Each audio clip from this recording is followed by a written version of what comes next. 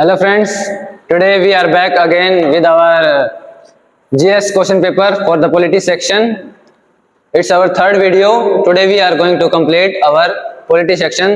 कल तक हमने 10 क्वेश्चन कर लिए हैं अपने, ठीक है। तो जितने क्वेश्चन आज बचते हैं आज उनको कंप्लीट करने की ट्राई करेंगे, ठीक है।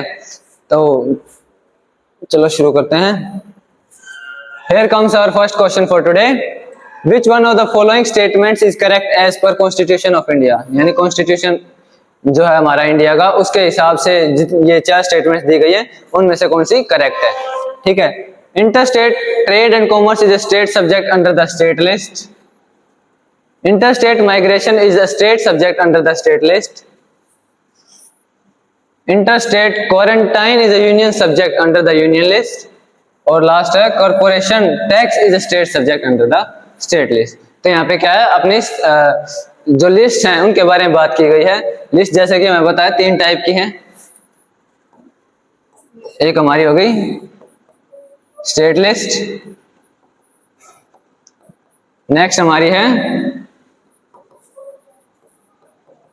यूनियन लिस्ट, और थर्ड जो है हमारी वो है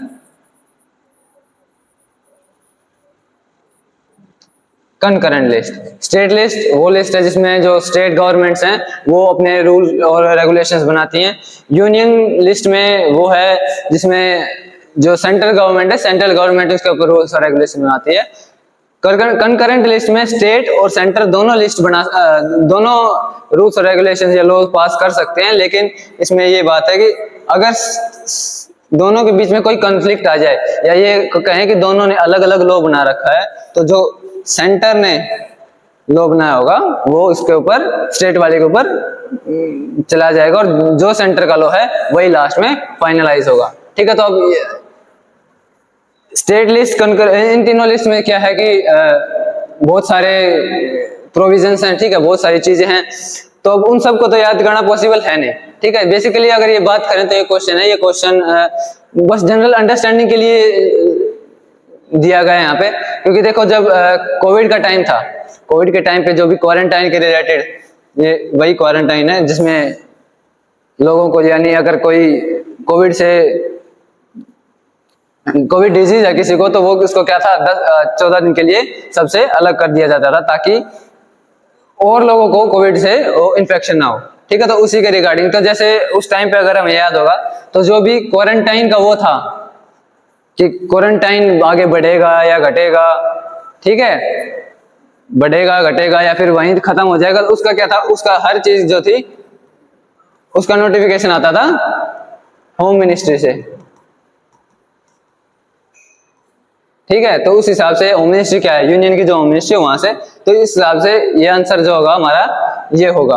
भले ही स्टेट का क्वारंटाइन के रिलेटेड था, लेकिन होम मिनिस्ट्री जो थी सेंटर की, वो इसके लिए जो भी थे नोटिफिकेशन जारी करती थी और इसके अकॉर्डिंग ही सब कुछ किया जाता था।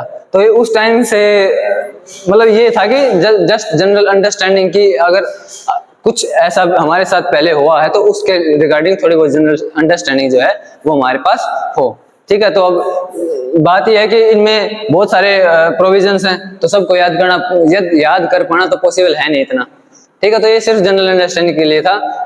अब जिसको ये बात पता थी उसके लिए ये क्वेश्चन आसान हो गया, वरना सोचते रहो इसके बारे में। Next question, under which of the following articles of the constitution of India has the Supreme Court of India placed the right to privacy. तो ये आ गया हमारा क्वेश्चन फंडामेंटल राइट से। फंडामेंटल राइट्स जैसे हमें पता है सबसे इंपॉर्टेंट पार्ट है कॉन्स्टिट्यूशन का, जिसके बारे में हमें बहुत अच्छे से पता होना चाहिए, ठीक है। तो ये राइट टू प्राइवेसी है, जो इसका आंसर है हमारा आर्टिकल 21, ठीक है। जो बेसिकली राइट टू आर्टिकल 21 क्या है, आर्टिकल 21 है राइट टू लाइफ, ठीक है। ये वो आर्टिकल, इसमें मल्टीपल टाइम्स कुछ ना कुछ चेंजेस आए हैं। चेंजेस इन द सेंस कि अमेंडमेंट्स नहीं हुए हैं, लेकिन जो इसका दायरा है उसको इंक्रीज कर दिया गया है बाय टाइम टू टाइम। जो भी अंडरस्टैंडिंग डेवलप हुई है पीपल ऑफ इंडिया है या फिर कोर्ट के द्वारा है। जैसे सबसे पहले इसके रिगार्डिंग एक केस हुआ था 1978 में। 1978 में एक बहुत इंपॉर्टेंट केस है, वो था Maneka Gandhi versus Union of India, Union of India. Basically इस केस में हुआ क्या था कि जो मेनका गांधी थी उनको विदेश में जाने से रोक लिया गया था किसी वजह से। उसके बाद जो उन्होंने क्या किया था, पिटीशन फाइल की थी कोर्ट में इसके रिगार्डिंग, तब वहां कोर्ट का जो डिसीजन आया था वो ये आया था कि राइट टू लाइफ का मतलब यहाँ सिर्फ मियर एग्जिस्टेंस नहीं है लोगों की, ठीक है। इसमें क्या है कि वो अच्छे से उनका वेल रेपुटेशन के साथ रहे, उनकी खुद की कुछ लिबर्टी हो, वो सब चीजें, यानी उनको थोड़ा बहुत जो उनके अकॉर्डिंग वो करना चाहे वो करने दिया जाए, ठीक है। ये नहीं है कि सरकार उनके ऊपर बिल्कुल बंदिश रख सकती है कि उनके अकॉर्डिंग ही तुम्हें चलना होगा, ठीक है। उसके बाद जो ये आर्टिकल राइट टू प्राइवेसी है, राइट टू प्राइवेसी आया था आधार केस से, ठीक है। आधार केस भी बोलते हैं, या फिर अगर अच्छे से बोला जाए तो ये था हमारा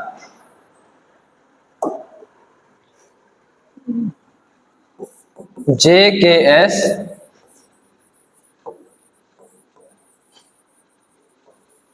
पुट्टास्वामी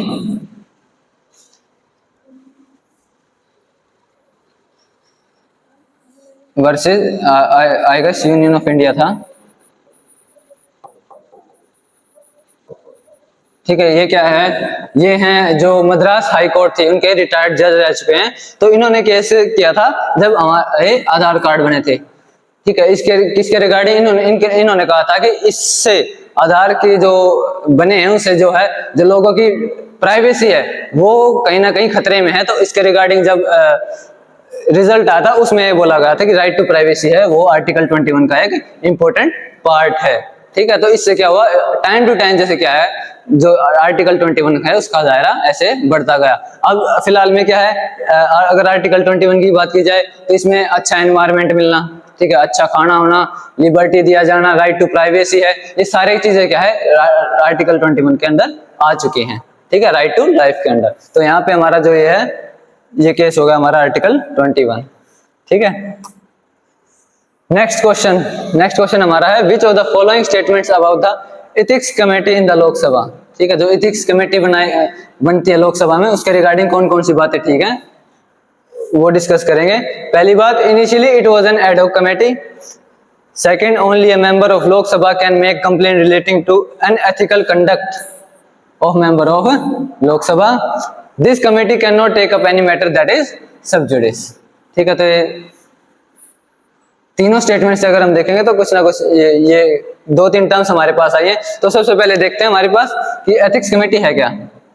एथिक्स कमेटी जैसे सिंपल सी चीज है कि जैसे लोग हैं जो एमएलए हैं या फिर एमपी हैं, एमपी अगर लोकसभा के कंटेक्स्ट में बात करें तो एमपी हैं जैसे एक दूसरे के ऊपर टिप्पणी करते रहते हैं, तंज कसते रहते हैं। तो उससे क्या हो सकता है कि कई बार हो सकता है सामने वाले को जो बात कही गई है वो पसंद ना आए, ठीक है। तो इससे उसको ये लगे कि ये जो है जो भी इसने टिप्पणी की है दूसरे आदमी ने वो उसको हर्ट कर गई या फिर वो अनएथिकल थी, ठीक है, यानी मौलिक नहीं थी अच्छे से, उसने कुछ अपशब्द का यूज कर दिया है, कुछ भी हो सकता है। तो उसके रिगार्डिंग क्या है, इन चीजों को करने के लिए जो है एथिक्स कमेटी का गठन किया जाता है लोकसभा में, ठीक है। सबसे पहले जो एथिक्स कमेटी थी वो बनी थी किस चीज के लिए, कि जितनी भी ये कंप्लेंट्स रजिस्टर होती हैं लोकसभा में इसके रिगार्डिंग कि किसी भी एमपी ने दूसरे एमपी के खिलाफ कुछ भी नहीं है तो उन सबसे पहले बनती थी, ठीक है, जो भी है कमेटी बनी एक साल के अंदर जितने भी कंप्लेंट्स हैं उनको चेक करेगी और उसके बाद उसके ऊपर फैसला देगी, ठीक है। लेकिन बाद में क्या हुआ, 2015 में क्या कर दिया गया, इसको परमानेंट कर दिया गया, यानी ये हर साल हर बार बनेगी और रेगुलरली ही जितने भी ऐसी कंप्लेंट्स आएंगी उन सबको चेक करती रहेगी। तो यहाँ फर्स्ट स्टेटमेंट है, initially it was an ad hoc committee. Ad hoc committee का मतलब क्या है, एड हॉक कमेटी वो होती हैं जो किसी स्पेसिफिक पर्पज के लिए बनाई जाती हैं, ठीक है। जैसे यहाँ पर स्टेटमेंट ये होगी, ठीक, स्टार्टिंग में अगर हम देखें तो 2000 में सिर्फ स्पेसिफिक पर्पज के लिए बनाई गई थी, एक साल के लिए, ठीक है। तो इस हिसाब से उसके बाद क्या है 2015 में इसको एड हॉक से हटा के स्टैंडिंग कमेटी का पार्ट बना दिएगा। स्टैंडिंग कमेटी हमारी परमानेंट कमेटी होती है, ठीक है। तो इनिशियली तो हमारी ये एडहॉक कमेटी थी, उसके बाद ये स्टैंडिंग कमेटी बन गई है। सेकंड है only a member of Lok Sabha can make a complaint relating to unethical conduct, यानी सिर्फ ये कह रहा है कि सिर्फ लोकसभा का ही कोई सदस्य ये अनएथिकल कंडक्ट के खिलाफ कोई भी कंप्लेन कर सकता है, जो कि स्टेटमेंट यहाँ गलत हमारी, क्योंकि ये है कि सिर्फ लोकसभा का मेंबर ना होके राज्यसभा का मेंबर भी किसी लोकसभा के मेंबर के खिलाफ ये कंप्लेन फाइल कर सकता है। लेकिन सिर्फ बात यह है कि उस राज्यसभा के मेंबर को, जो राज्यसभा का मेंबर है, उसको किसी लोकसभा के मेंबर के थ्रू ही ये कंप्लेन जो है दर्ज करवानी होगी। करवा राज्यसभा का सांसद भी कर सकता है, ठीक है, लेकिन उसको जाना पड़ेगा किसी लोकसभा के पर्सन के थ्रू। तो यहाँ सेकंड स्टेटमेंट हमारी गलत हो गई। This committee can not take up any matter that is sub judice. सब जुडिस का मतलब यहाँ क्या है? सब जुडिस का मतलब ये है कि कोई केस अगर कोर्ट के पास गया हुआ है, ठीक है, कोर्ट की हियरिंग है, उसके ट्रायल के अंदर है, तो उस केस को एक कमेटी नहीं ले सकती, जो बात बिल्कुल ठीक है, ठीक है। मतलब कि अगर कोई केस है वो यहाँ से उठकर कोर्ट में चला जाता है, तो जब तक वहाँ ट्रायल चल रहा है, जब तक वहाँ इसके बारे में डिस्कशन चल रहा है, तब तक ये कमेटी उस पर्टिकुलर केस के ऊपर कोई भी अपना जुरिस्डिक्शन नहीं दे सकती। तो थर्ड स्टेटमेंट हमारी ये ठीक है। तो इस हिसाब से हमारा जो आंसर होगा यहाँ होगा number 3। Who was the provisional president of the Constituent Assembly before Dr. Rajendra Prasad took over? ठीक है, जैसे हमें पता है, पहली बात तो इन्होंने पूछा कि जो प्रोविजनल प्रेसिडेंट कौन था। इन्होंने प्रेसिडेंट नहीं पूछा, प्रोविजनल प्रेसिडेंट। प्रोविजनल प्रेसिडेंट यानी कि मतलब जो कि शुरू में बनाया गया था, जब तक कि कोई परमानेंट प्रेसिडेंट सेलेक्ट ना हो, तब तक के कामकाज को संभालने के लिए। वो किसका? कॉन्स्टिट्यूएंट असेंबली का। कॉन्स्टिट्यूएंट असेंबली हमें पता है जिन्होंने हमारा कॉन्स्टिट्यूशन बनाया है, ठीक है, वो हमारी कॉन्स्टिट्यूएंट असेंबली थी। तो इन्होंने बता दिया कि डॉक्टर राजेंद्र प्रसाद ये तो थे हमारे फर्स्ट प्रेसिडेंट, जो प्रॉपर प्रेसिडेंट थे हमारी कॉन्स्टिट्यूएंट असेंबली के, ये थे हमारे फर्स्ट। तो ये पूछ रहे हैं उनसे पहले कौन थे, ठीक है। तो जैसे हमें पता कि जो हमारी कॉन्स्टिट्यूएंट असेंबली थी वो बनी थी 6 दिसंबर 1946 को कॉन्स्टिट्यूशन बनाने के लिए। इसकी फर्स्ट मीटिंग हुई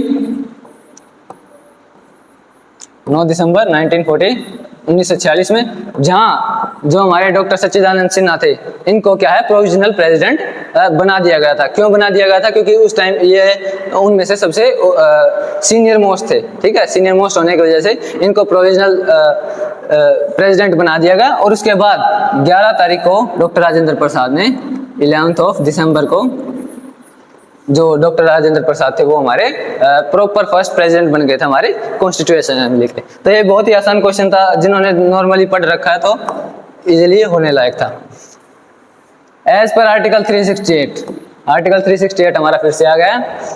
of the constitution of India the parliament में amend any provision of the constitution by the way of. तो ये कह रहा है कि जो हमारा आर्टिकल है 368 कॉन्स्टिट्यूशन का, वो उसमें जो पार्लियामेंट है किसी भी प्रोविजंस को किस तरीके से चेंज कर सकती है।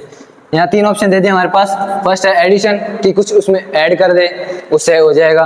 वेरिएशन, यानी कि जो कुछ भी प्रोविजन ऑलरेडी है उसमें थोड़ा बहुत चेंज कर दिया, उससे हो जाएगा। थर्ड हमारा क्या होगा? रिपील। रिपील यानी कि कोई प्रोविजन ऑलरेडी एग्जिस्ट करता है लेकिन वो अभी फिलहाल में यूज में नहीं है, तो अगर उसको हटाना हो तो उस केस में क्या है, ये हमारा रिपील में आ जाएगा, ठीक है। अब बाय एग्जांपल अगर हम सोचें, ठीक है, तो सबसे रिपील में एक जैसे हमारा आर्टिकल 370 है,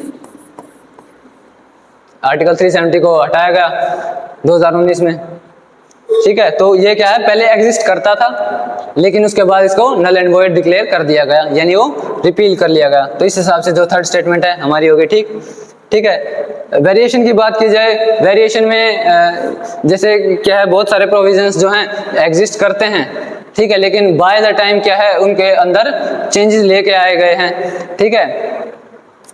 एडिशन में हम बात कर सकते हैं, जैसे ये हमारा जीएसटी जो ऐड हुआ था, ठीक है। जीएसटी का पहले कोई प्रोविजन नहीं था, पहले क्या था, अलग अलग टैक्सेस लगते थे। उसके बाद क्या हुआ, सभी टैक्सेस को हटा के एक सिंपल टैक्स, एक टैक्स लेके आए जो जीएसटी हुआ था अमेंडमेंट, ठीक है। तो ये क्या हुआ, ये हुआ हमारे कॉन्स्टिट्यूशन में एडिशन। तो इस हिसाब से क्या है, हमारे तीनों तरीके से हमने आर्टिकल 368 से चेंजेस ला सकते हैं। और अगर हम आर्टिकल 368 की डेफिनेशन अगर बाय कॉन्स्टिट्यूशन अगर हम पढ़ेंगे तो उसमें भी साफ साफ ये लिखा हुआ है कि जो पार्लियामेंट है वो कॉन्स्टिट्यूशन में बाय एडिशन, वेरिएशन या रिपील के थ्रू कोई भी चेंजेस कर सकता है बाय द मेथड जो उसमें दिया गया है, ठीक है। मेथड का यहाँ मतलब क्या है कि कहीं हमें सिंपल मेजोरिटी की जरूरत पड़ती है, कई बार स्पेशल मेजोरिटी है, या फिर कई बार क्या है स्पेशल मेजोरिटी के साथ साथ जो 50% वो असेंबली, स्टेट असेंबलीज हैं, उनसे भी परमिशन लेनी होती है, ठीक है। तो उस बेसिस पे जो हमारा आर्टिकल 368, तो आपने देखा कल भी हमारे पास इसके रिगार्डिंग क्वेश्चन था, ठीक है। आज फिर से, तो ये फिर से यही बात है कि जो आर्टिकल 368 है ये एक वेरी इंपॉर्टेंट क्वेश्चन है। भले ही एक आर्टिकल है ये, लेकिन जितने भी अमेंडमेंट्स हुए थे सारे इसी के थ्रू हैं, ठीक है। तो ये बहुत ही इंपॉर्टेंट पार्ट बन जाता है हमारे कॉन्स्टिट्यूशन का। नेक्स्ट क्वेश्चन हमारा है, which of the following statements are correct in respect to money bill in the parliament, ठीक है। तो यहाँ पे मनी बिल का डिस्कशन है। सबसे पहले हमें पता होना चाहिए कि मनी बिल है क्या, ठीक है। अब उसमें क्या है, आर्टिकल 109 का जिक्र है यहाँ पे फर्स्ट स्टेटमेंट में। आर्टिकल सबसे पहले हम डिस्कस करते हैं हमारा मनी बिल आखिर है क्या। तो यहाँ आ गया हमारा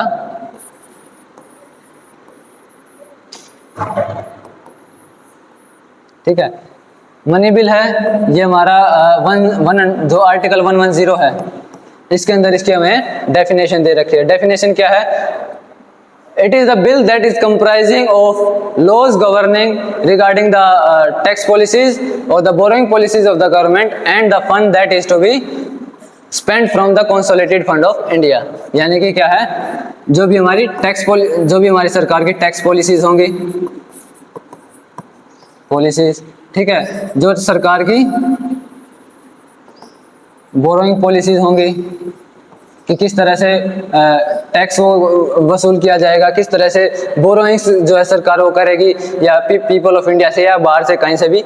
और फिर उसके साथ ही जो भी हमारा कंसोलिडेटेड फंड ऑफ इंडिया है, जिसके बारे में हमने कल भी बात की थी कि जहाँ से जो सरकार है अपना सारा खर्च है वहाँ से निकालती है, जो सब जहाँ से सब कुछ मैनेज होता है, वहाँ से जो भी पैसा हमारे पास वो कहाँ का वो खर्च करेगी, उसका जो सारा ब्यूरो आता है वो किस में होता है, हमारे मनी बिल के अंडर, ठीक है। तो अब उसके रिगार्डिंग क्या है, कुछ स्पेशल प्रोविजंस भी हैं। तो इस क्वेश्चन में क्या है, सारे उन प्रोविजंस के बारे में ही बात किया गया है। तो article 109 mention special procedure in respect to the money bills, जो कि हमारे यहाँ बात बिल्कुल ठीक है, ठीक है। कौन कौन से प्रोविजंस हैं, कुछ तो इसमें दे रखे हैं, आगे बाकी आगे डिस्कस करेंगे।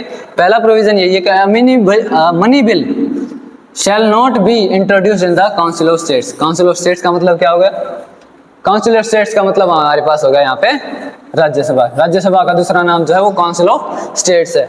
लोकसभा है, लोकसभा का दूसरा नाम हो गया काउंसिल ऑफ पीपल।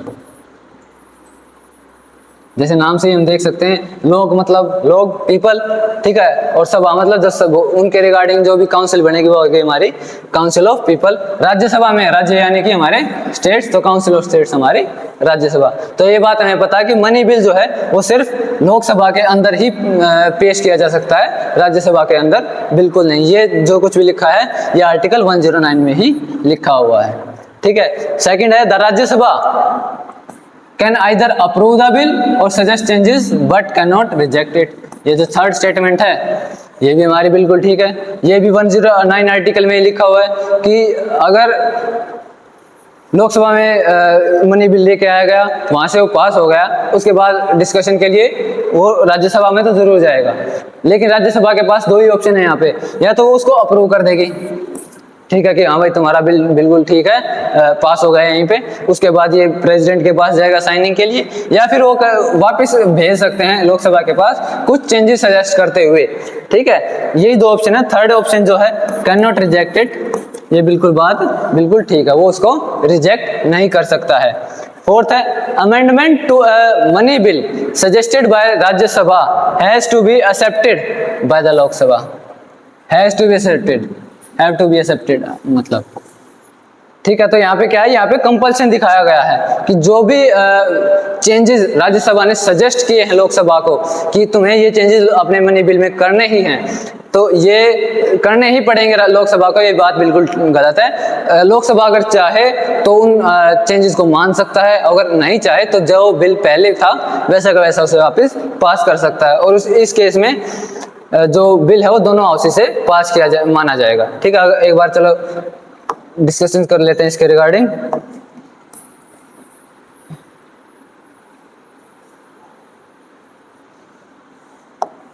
कि मान लो मनी बिल है हमारा, वो क्या है हमारे लोकसभा में से पास हो गया है। ठीक है, वहीं इंट्रोड्यूस होता है, वहां से इंट्रोड्यूस हुआ, उसके बाद डिस्कशन हो गया, पास भी हो गया। इसके बाद गया हमारी राज्यसभा के पास। राज्यसभा के पास क्या क्या ऑप्शन है? राज्यसभा के पास हमारे टोटल है 4 ऑप्शन,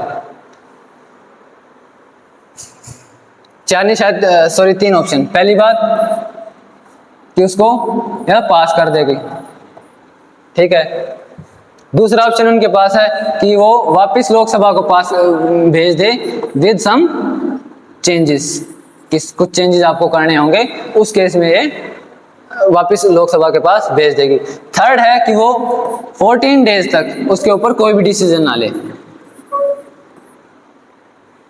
ठीक है, यही 3 केस है जो राज्यसभा कर सकती है। अब पर केस अगर बात करें, अगर राज्यसभा ने पास कर दिया तो लोकसभा से ही पास, राज्यसभा से पास, बिल गया कहां? प्रेसिडेंट के पास साइन होने के लिए। ठीक है, राज्यसभा ने क्या किया, लोकसभा को वापस भेज दिया कुछ चेंजेस सजेस्ट करते हुए कि ये चेंजेस आप कर सकते हो। ठीक है, तो उस केस में हो सकता है लोकसभा उन चेंजेस को मान ले या ना भी माने। दोनों केसेस में क्या है, इस केस के बाद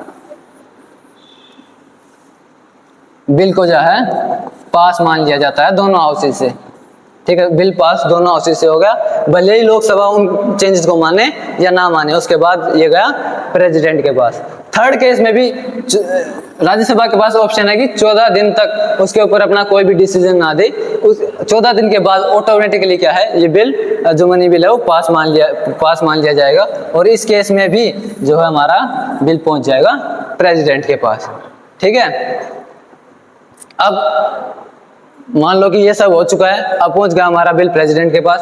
प्रेसिडेंट के पास क्या क्या ऑप्शन है? प्रेसिडेंट के पास भी अगर हम बात करें तो ऑप्शन क्या क्या होंगे?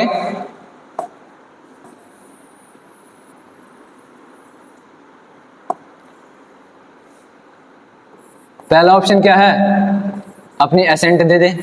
एसेंट यानी अपनी मंजूरी दे दे कि तुम्हारा बिल जो है वो ठीक है। दूसरा है वो रिकंसिडरेशन के लिए भेज दे वापस। अगर प्रेसिडेंट को भी लगे कि उसमें कुछ चेंजेस किए जाने चाहिए तो उसके लिए वो वापस लोकसभा के पास भेज सकता है। थर्ड जो उसके पास केस है कि रिजेक्ट द बिल,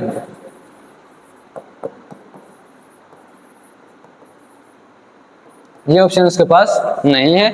और फोर्थ ऑप्शन अगर हम बात करें, withhold the assent, withhold the ascent,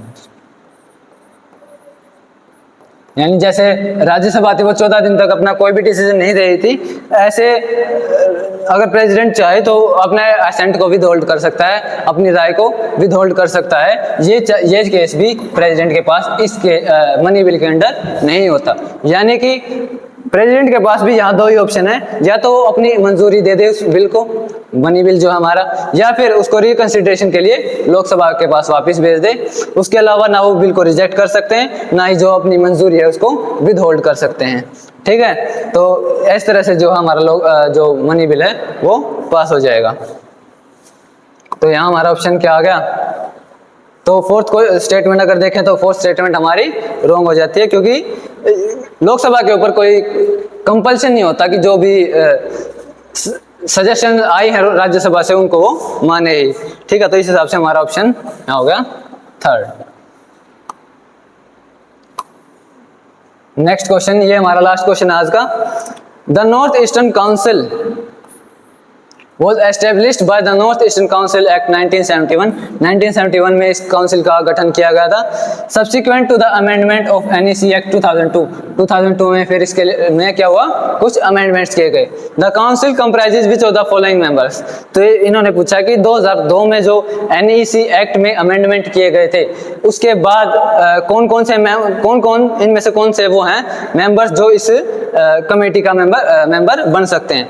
ठीक है, तो सबसे पहली बात नॉर्थ ईस्टर्न कमेटी बनाई गई थी जो नॉर्थ ईस्ट में हमारी 8 स्टेट्स हैं. 8 स्टेट्स कौन सी होगी, एक तो हमारी सिक्किम और उसके बाद जो हमारी बाकी 7 सिस्टर्स जिनके नाम से जिनको जानते हैं वो सारी स्टेट्स इस नॉर्थ ईस्टर्न काउंसिल का हिस्सा होती हैं. 7 सिस्टर्स में हमारी असम, मेघालय, अरुणाचल प्रदेश, नागालैंड, मणिपुर, मिजोरम, त्रिपुरा, ये 7 स्टेट आती हैं. ठीक है, तो वहाँ के जो भी है कार्यभार को देखने के लिए इस काउंसिल का गठन किया गया था 1971 में. अमेंडमेंट हुए 2002 में. तो उसके बाद कौन कौन से मेंबर्स बन सकते हैं, the governor of the constituent state, जिस भी स्टेट में जो भी स्टेट है उनके जो गवर्नर होंगे वो इस काउंसिल का मेंबर बन सकते हैं. बिल्कुल ठीक है.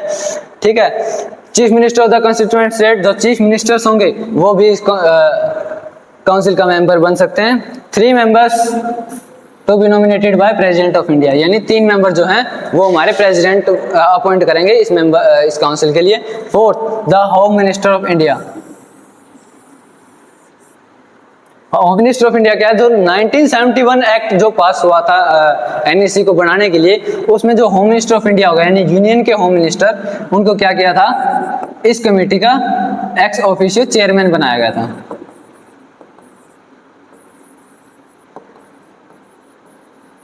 ठीक है, जो इस कमेटी का चेयरमैन होगा वो हमारे होम मिनिस्टर होंगे इंडिया के. तो वो भी ऑफ कोर्स इस कमेटी का पार्ट हो गए. तो इस हिसाब से जो चारों ऑप्शन हमें दिए गए हैं वो चारों के चारों सही हैं. तो इस तरह हमारा ऑप्शन डी यहाँ पे ठीक है.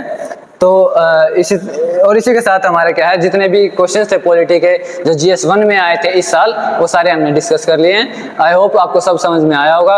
अगर आपको कोई भी पॉजिटिव फीडबैक लगता है या फिर नेगेटिव भी है, जो भी है हमें प्लीज़ कमेंट करके बताएं, ताकि हम आगे की वीडियोस जो भी होंगे उनमें अपने आप को सुधार करने की कोशिश करेंगे. Thank you.